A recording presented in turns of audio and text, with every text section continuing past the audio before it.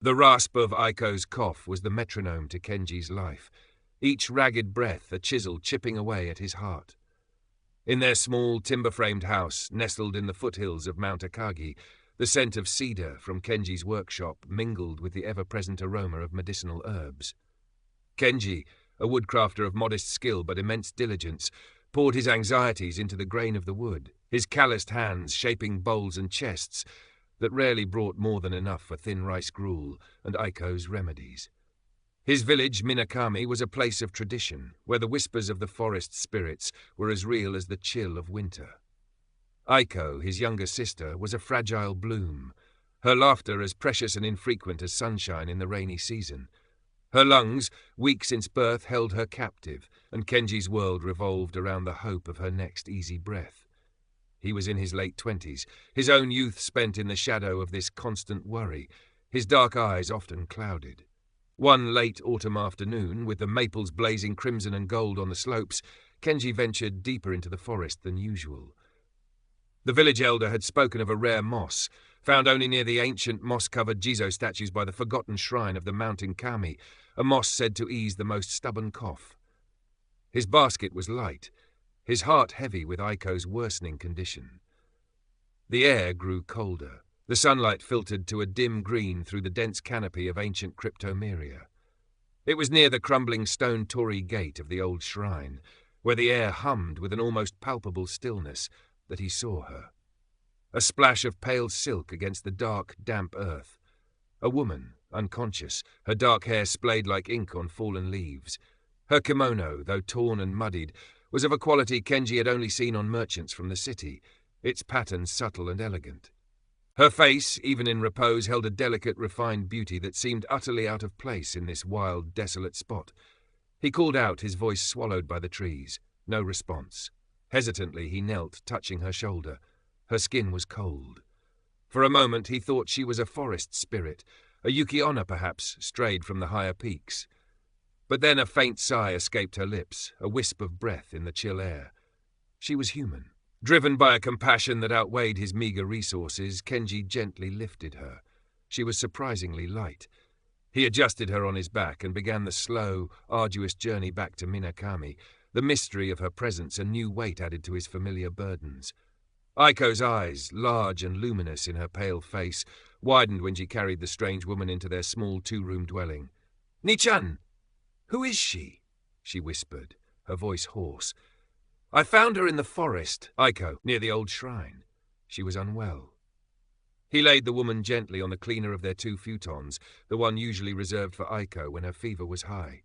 Obasan Fumi, their elderly, kind-hearted but incorrigibly gossipy neighbor, bustled in, drawn by the sight of Kenji carrying an unfamiliar burden. "Aye, Kenji-san! A spirit! Or a runaway!" she clucked, peering at the unconscious woman. "Just a traveller who lost her way, Fumi-san," Kenji said, though doubt pricked at him. Together, they managed to clean the woman's face and hands, and Fumi-san tutted over the fineness of her torn kimono. "This is no peasant girl, Kenji. Mark my words." The woman remained unconscious through the night. Kenji sat by her side, Aiko sleeping fitfully nearby, the herbs for her cough simmering gently over the aurori. He watched the stranger's face, the delicate curve of her cheek, the long lashes against pale skin. He named her Hana in his mind, for she seemed as fragile and beautiful as a flower found in an unexpected place. The next morning, as the first weak sunlight touched the paper shoji screens, Hana's eyes fluttered open. They were dark, intelligent, and filled with a momentary confusion that quickly cleared. Where am I?" she asked, her voice soft, cultured, unlike the rougher tones of the village. "You are in my home," Kenji said gently. "I found you in the forest. You were unwell. This is Minakami village." Her gaze softened with gratitude. You saved me. Thank you." She tried to sit up, but winced. "Rest," Kenji urged. "You are safe here." Aiko, awake now, shyly offered Hana a cup of warm water. Hana smiled, a genuine, sweet smile that lit up her face. "Thank you, little one. What is your name?" "Aiko," she whispered. "A beautiful name. I am Hana." Kenji's heart gave a small jump. He had named her right. In the days that followed, Hana slowly regained her strength. She was quiet, reserved about her past, deflecting Kenji's gentle inquiries with a soft, "It is a long story for another time, Kenji-san. Please allow me to recover first." Her manners were impeccable, her movements graceful. She helped Aiko with small tasks, her touch gentle. A new, lighter atmosphere filled their small home. Hana seemed to possess an innate knowledge of herbs. She would point to certain plants Kenji brought back from the forest, suggesting different ways to prepare them for Aiko. And miraculously, Aiko's cough began to ease. Her breathing became less laboured, a touch of colour returned to her cheeks. Kenji watched Hana with a mixture of awe and burgeoning affection. She was an enigma, but her presence felt like a blessing. One afternoon, Hana shyly presented Kenji with a small, exquisitely crafted hairpin of lacquered wood and mother-of-pearl, shaped like a crane. "Kenji-san," she said, her gaze downcast. "This is all I have of value. Perhaps you could sell it in the town? For Aiko-chan's medicine and for your kindness." Kenji recognized its worth. It was finer than anything he could ever craft. He took it to the nearby market town of Numata, and a travelling merchant, his eyes widening at its quality, gave him a sum of silver coins that made Kenji's head spin. It was more money than he had seen in a year. With it, he bought the best rice, fish, warmer blankets, and a potent, expensive medicine for Aiko that the village apothecary had always said was beyond his reach. Their lives transformed. Aiko's laughter became more frequent. Kenji found himself smiling more, the lines of worry around his eyes softening. He worked in his shop with a lighter heart, his carvings imbued with a new grace. He and Hana shared quiet evenings, talking of simple things, the glow of the oil lamp casting a warm light on their faces. He never pressed her about her past. He was content with the present, this unexpected period of peace and gentle happiness. This fragile idyll, however, was soon pricked by the rougher edges of village life. Taro and Jiro, two local ruffians known for their petty thievery and bullying, saw Kenji's improved fortunes. One evening, as Kenji returned from delivering a small chest, they cornered him near the village well. Well, Kenji the woodcutter," sneered Taro, a burly youth with a mean glint in his eye. "Heard you've come into some luck, or perhaps your pretty guest has brought it." "Leave me be," Kenji said, his hand tightening on the small pouch of coins he had earned. "Not so fast," Jiro chimed in, blocking his path. "A share for your old friends, eh?" Before Kenji could react, a calm voice cut through the twilight. "Is there a problem, gentlemen?" Hana stood a few paces away, her expression serene, yet there was something in her eyes, a cool, steady light, that made Taro and Jiro pause. "This is none of your business, woman," Taro growled, though with less conviction. "Kenji-san is under my protection," Hana said, her voice still soft, but with an undertone of steel Kenji had never heard. She took a step forward. "I suggest you find your amusement elsewhere." Perhaps it was the unexpected authority in her voice, or the unwavering intensity of her gaze, but Taro and Jiro exchanged an uneasy glance. Jiro nudged Taro. "Let's go. Not worth the trouble." They swaggered off, muttering threats, but they did not look back. Kenji stared at Hana, astonished. "Hana-san, how did you?" She smiled faintly. "Sometimes a firm word is all that is needed, Kenji-san." But the ruffians did not forget. They spread tales in the village, exaggerated accounts of Hana's unnatural calm, her piercing gaze that could freeze a man's blood. They whispered she was no ordinary woman, that she had some strange power. More unexplained good fortune followed. A messenger arrived from a wealthy merchant in Takasaki, a larger city some days' travel away. He carried a commission for Kenji, a set of intricately carved panels for a new tea house, the design specified in a detailed drawing, the payment offered far exceeding anything Kenji had ever dreamed of. An advance, a generous sum of gold ryo, was included. But how did this merchant hear of me? Kenji stammered, bewildered. Minakami was a small, out-of-the-way village. The messenger, a brisk, impersonal man, merely shrugged. "My master has his ways of finding skilled artisans. He expects the work to be of the highest quality." With the advance, Kenji was able to properly repair their leaking roof, buy new tatami mats, and even afford a small brazier to ward off the deepening autumn chill. Aiko thrived in the newfound comfort, her laughter echoing in their now warmer home, but the village watched and whispered. Obasan Fumi, her initial kindness now tinged with a nervous curiosity, voiced what many were thinking. "Kenji-san," she said one morning, her voice low as she helped sweep the fallen leaves from his small yard. "Such luck, it is not always natural. The mountain kami are generous, but they can also be jealous, and there are other spirits in these woods. Kitsune, who grant wishes with a hidden price, or mononoke, who take pleasing forms.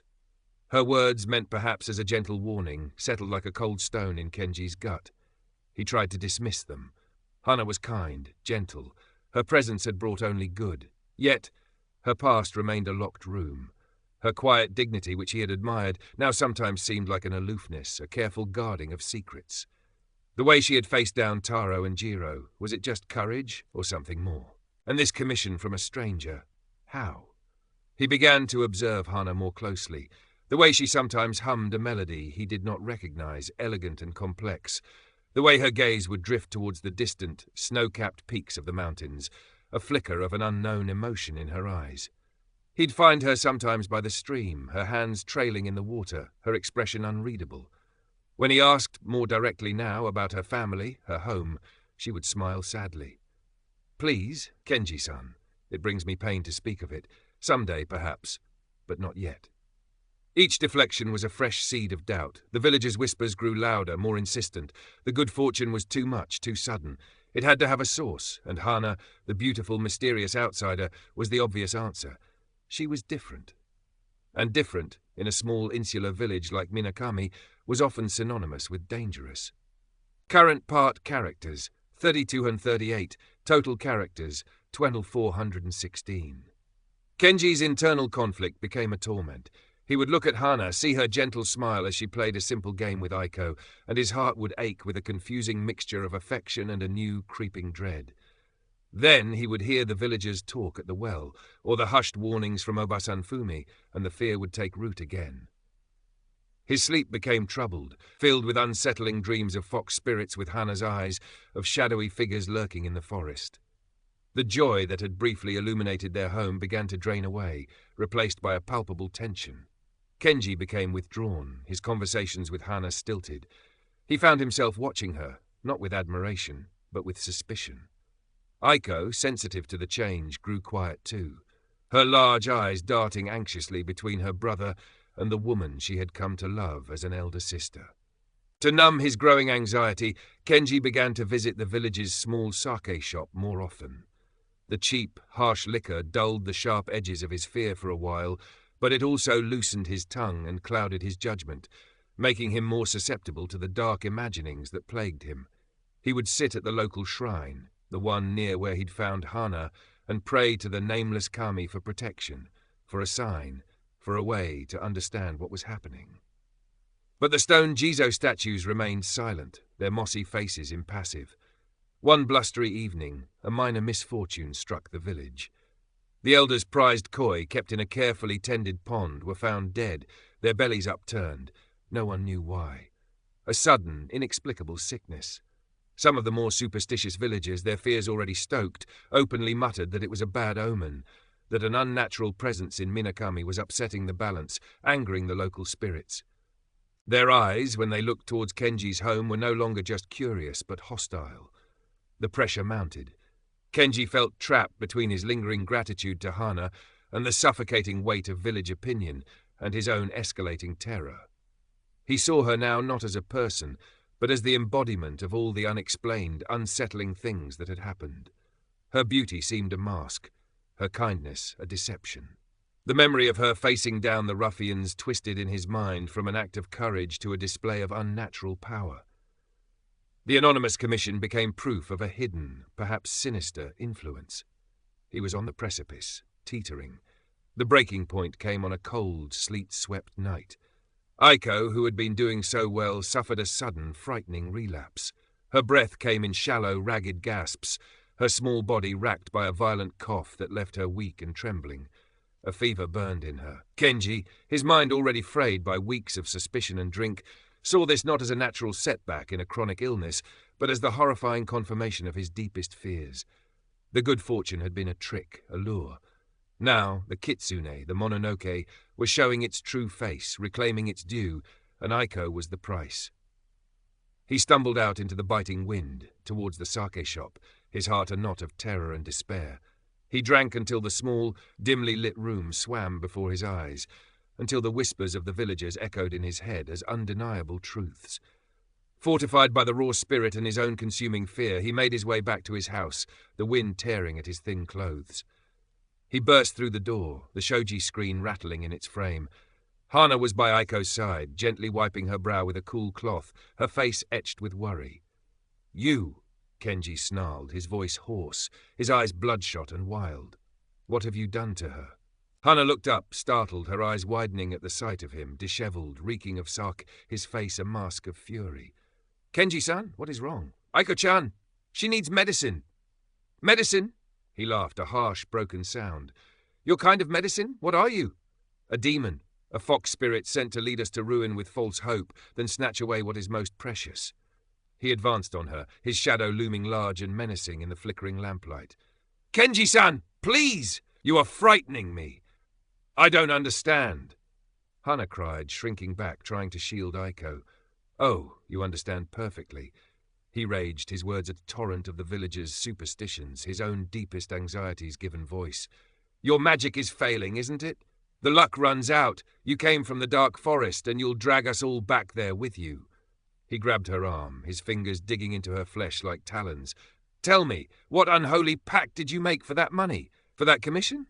Was it Aiko's life you bartered?" Hana stared at him, her face a canvas of shock, terror, and a dawning, unbearable heartbreak. Tears welled in her eyes. "No, Kenji-san, I only ever wished you well. I would never harm Aiko-chan. I love her." Her pleas, her genuine distress, were lost on him. He was beyond reason, consumed by a paranoid certainty. He shook her violently. "Lies, all lies. Your pretty face, your gentle words, a disguise for the monster beneath." He might have brandished one of his woodworking chisels, its polished edge glinting malevolently, though his intent seemed more to terrify, to expel, than to kill in that moment. He was a man possessed by his own demons.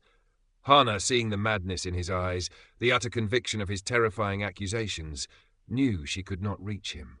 Her heart shattered. The man who had saved her, the man for whom she had begun to feel a deep and tender affection, was gone, replaced by this raging, accusing stranger. In a moment of pure, desperate fear, as Kenji's grip momentarily loosened while he gestured wildly, she wrenched her arm free. With a choked sob, she scrambled away from him, away from Aiko's bedside. She didn't dare look back at the small, frail girl whose life she had tried to ease. "Go," Kenji roared, his voice cracking. "Go back to whatever hell you crawled from, and never return." Hana fumbled with the latch of the main door, her hands shaking so violently she could barely grasp it. She slid it open and plunged out into the stormy night, into the driving sleet and the howling wind, disappearing into the black maw of the forest from whence she had come. Kenji stood panting in the middle of the room, the chisel clattering from his nerveless fingers. The wind slammed the shoji screen shut. An eerie silence descended, broken only by Aiko's weak, frightened whimpers and the relentless drumming of the sleet on the roof. A fragile, fearful relief washed over him, quickly followed by a chilling emptiness. He had driven out the evil. He had saved Aiko. Hadn't he? He sank to his knees, his head in his hands, trembling uncontrollably. The next morning the storm had passed, leaving behind a world scoured clean and unnaturally bright. Kenji awoke with a throbbing head and a heart full of ashes. The house felt cold, desolate. Hana's futon was neatly folded in the corner as if she had never been there. But her absence was a palpable presence, a gaping wound in the small home. Aiko was quiet, her eyes large and haunted, refusing to meet his.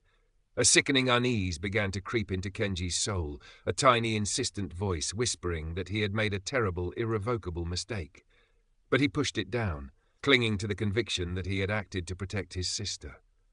Days passed. Aiko's condition did not improve. If anything, she seemed to fade a little more each day, the light in her eyes dimming. The expensive medicines seemed to have lost their efficacy.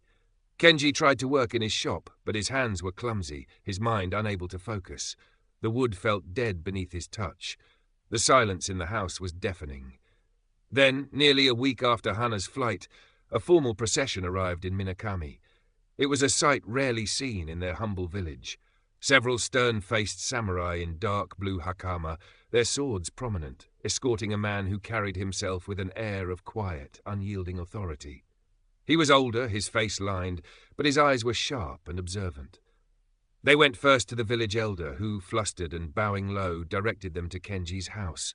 The lead samurai, who introduced himself as Ito Yasunari, a retainer of Lord Shimano of the neighbouring Koga domain, stepped into Kenji's small, now cheerless home.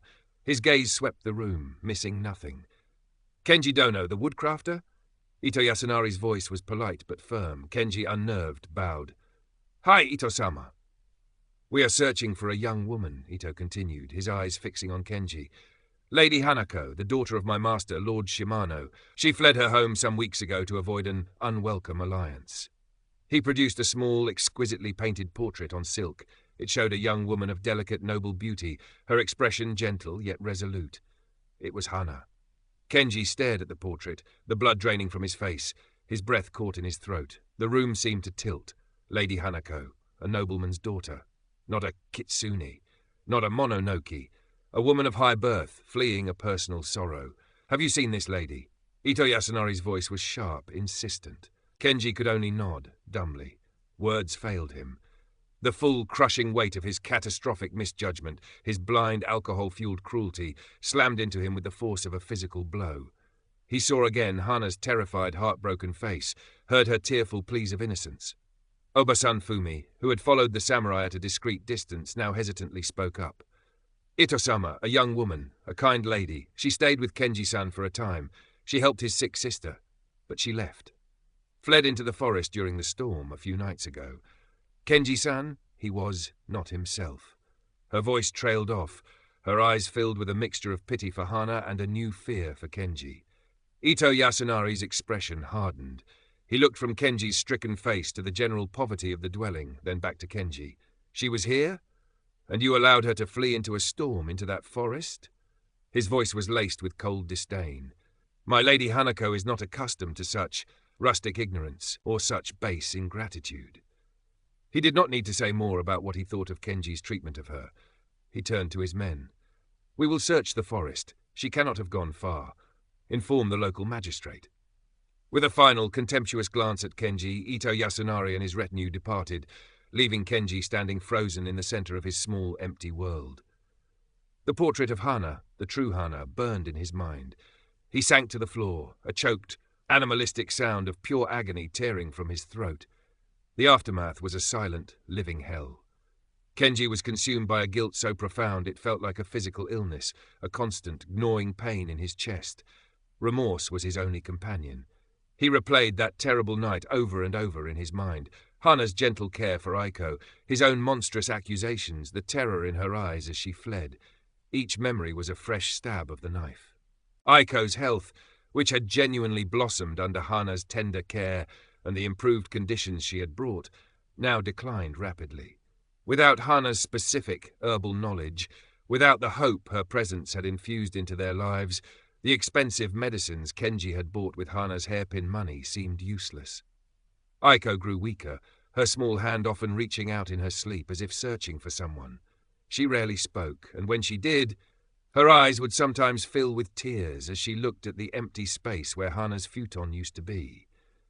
The lucrative commission from the anonymous benefactor in Takasaki, of course, never materialized further. No follow-up messages came. The advance money was long spent. Poverty, once a familiar hardship, now returned with a cruel, mocking vengeance, sharpened by the memory of what they had briefly possessed and so horrifically lost. Kenji's workshop, his sanctuary, fell silent. The scent of cedar faded, replaced by the stale air of disuse. He could not bring himself to touch his tools. The wood, once a source of solace and expression, now seemed to accuse him. How could he carve beauty when his soul was so ugly? He wandered the village like a ghost, his eyes vacant, his shoulders slumped. Some villagers, like Obasan Fumi, looked at him with a troubled pity, perhaps sensing the depth of his despair and belatedly questioning their own role in fueling his paranoia. Others, the more superstitious ones, avoided him, whispering that he was cursed, touched by madness, or that he had offended some powerful entity by his treatment of the mysterious woman. Taro and Jiro, when they saw him, would sneer from a safe distance, though even their mockery lacked its usual conviction in the face of his utter desolation. He stopped eating regularly, Sleep offered no escape, only a continuation of his waking torment, haunted by Hana's gentle face, twisted in fear by his own hands. He would sometimes be found muttering to himself by the stream, or sitting for hours before the impassive Jizo statues near the old shrine, the place where he had first found her, and then so cruelly driven her away. He was a broken man, a hollow shell animated only by regret. The woodcrafter Kenji was gone, replaced by a spectre of sorrow. The crisp autumn days bled into the bleakness of early winter. The wind, sweeping down from Mount Akagi, now carried no promise, only the mournful sigh of irreversible loss. His workshop remained dark. The laughter, both Aiko's and his own, was a forgotten sound in the small, cold house. The tragedy was complete, born of fear, prejudice, and the devastating failure to trust a gentle heart. The snows came, blanketing Minakami in a silent shroud of white. Kenji's small house seemed to shrink under the weight of it, the windows like hollow eyes staring out at a frozen world. Aiko, frail as a winter moth, seldom left her futon. Her cough was a constant, weak punctuation in the oppressive silence, each one a fresh accusation to Kenji's shattered conscience. He tended to her mechanically, his hands moving with a remembered tenderness that felt like a mockery. He would prepare her thin gruel, spoon it into her mouth, his gaze fixed on some distant point beyond the paper screens, his mind lost in the labyrinth of his guilt. He no longer spoke to the villagers, nor they to him. Obasan Fumi would sometimes leave a small bundle of dried fish or a few rice balls at his door, her face etched with a sorrow that mirrored his own bleakness, but she never tried to engage him in conversation. He was beyond their reach, locked in a private hell. The search parties for Lady Hanako had long since moved on, their passage through Minakami a fading memory for most. Whether they had found her, or what her fate had been after fleeing into the storm-lashed forest, Kenji never knew. He dared not ask, dared not even hope. Any outcome felt like a condemnation of his actions. If she was safe, it was despite him. If she had perished, her blood was on his hands. His tools in the workshop gathered a fine layer of dust, then frost. The half-finished carvings on his bench seemed to watch him with wooden, reproachful eyes. The vibrant grain of the cedar, the smooth curve of the cherry wood he had once loved to shape, now felt alien, resistant to his touch. The skill, the artistry, had died within him, snuffed out by the same fear that had extinguished the light Hana had brought. He would often find himself wandering towards the edge of the forest, near the old shrine. He'd stare into the dense, snow-laden trees, half expecting to see her emerge, a forgiving spirit. But the forest remained silent, vast and indifferent, guarding its secrets. Sometimes, in his more unhinged moments, he would call her name, Hana-san, Hanako-sama. His voice, hoarse and desperate, would be swallowed by the wind, leaving only the echoing silence